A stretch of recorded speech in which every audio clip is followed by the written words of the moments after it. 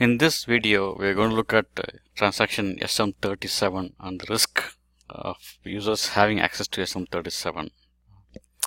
So, especially if any system from at a lower landscape having access to SM37 or having an RFC connection to a higher landscape. For example, if there's a RFC connection from development going into production, or if you are able to log into Solution Manager or any centralized CUA system where connection is also, you have a connection for production, then you can use this function module, right? There are a lot of function modules within SAP which can basically do some damage to the system. So here we're looking at BOPI user create. So this is a RFC connection which can create a user in any system.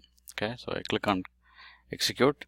So you can see here I can create a username, I can put a target system, right, RFC destination, and I can put all the details, and I can force the system to create a user ID, okay, in whichever RFC destination I want. So there should be a careful evaluation of who needs to have access to SM37, and it has to be closely monitored and controlled. Because with the SM37 you can SE37, which is a function module, you can create a lot of damage.